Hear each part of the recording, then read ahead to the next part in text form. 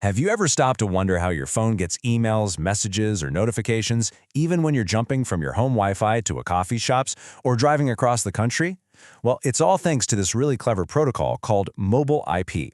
So let's dive in and see how the internet pulls off this little magic trick to keep us all seamlessly online, no matter where we go.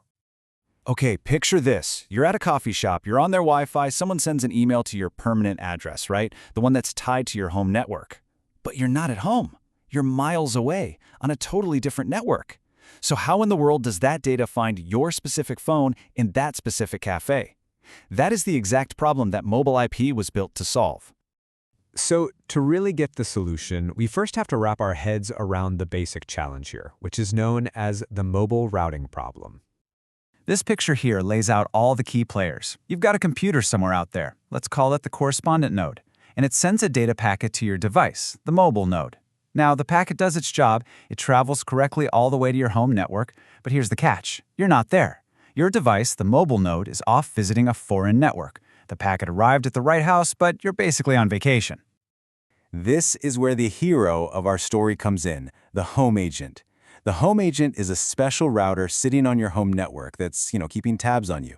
It intercepts that packet addressed to you and basically goes, hey, this device isn't here right now, but I know where it is. It's like your own personal digital mail forwarder. So the big question is, how does the home agent actually forward that mail? Well, it uses this brilliant technique called tunneling. And honestly, this is the key to the whole process. The absolute best way to think about tunneling is to imagine it as a virtual pipe. The home agent stands at the entrance of the pipe.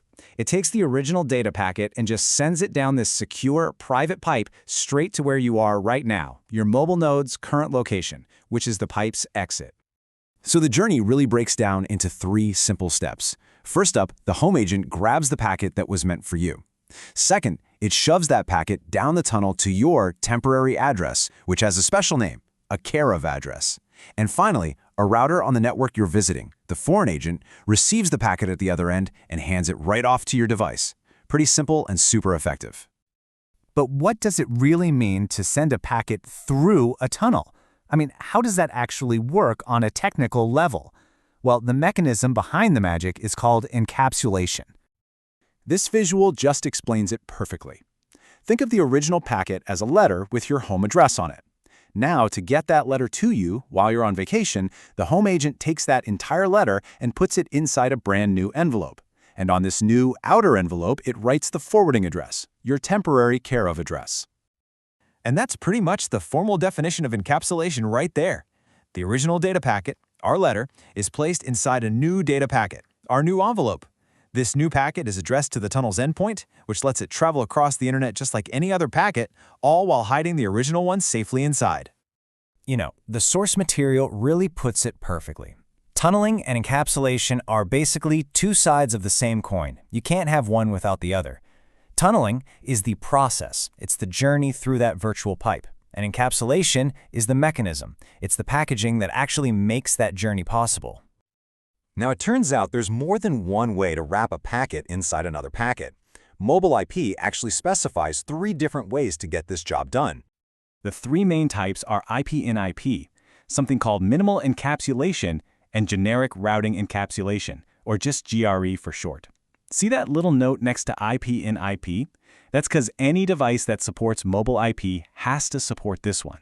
The other 2 are optional extras. So let's focus on the default, the required one, IP in IP. Just like its name suggests, it takes the original IP packet and wraps it up with a completely new, full IP header. This is our letter in a new envelope analogy in its purest, simplest form. This diagram shows us exactly what's going on under the hood. The inner header, the original packet, it still says from the correspondent node to the mobile node's permanent address. But the outer header, that's the brand new wrapper. Its source is the home agent, and its destination is that temporary care of address. That outer header is all the rest of the internet sees, and it's what guides the package to your current location. So you might be asking, why even have optional methods? Well, it's a classic engineering trade-off. IP in IP is required because it's super robust. It even works if packets get broken up or fragmented. But adding a whole new header adds extra data, what we call overhead. Minimal encapsulation is a more efficient option because it avoids repeating some information, so it has less overhead. The catch? It only works for packets that haven't been fragmented. And that third option, GRE, is a really powerful and flexible choice. It's designed to encapsulate not just IP packets, but packets from all sorts of different network protocols. It's kind of like a universal shipping box. It's very useful, but again, it's not a required part of the mobile IP standard. So if you remember just one thing, let it be this. Tunneling and encapsulation are partners. Tunneling creates the path, that virtual pipe from your home network to wherever you are, and encapsulation is what packages the data correctly for the trip so it can make it down that pipe. Now, this whole one-way process, from the sender to your home network and then tunneled over to your device, it actually forms a kind of inefficient path that we call triangle routing. It gets the job done for data coming to you, but what happens on the return trip? When your phone sends a reply, does it also have to travel all the way back through that tunnel to your home network first? Well, that's a story for our next explainer.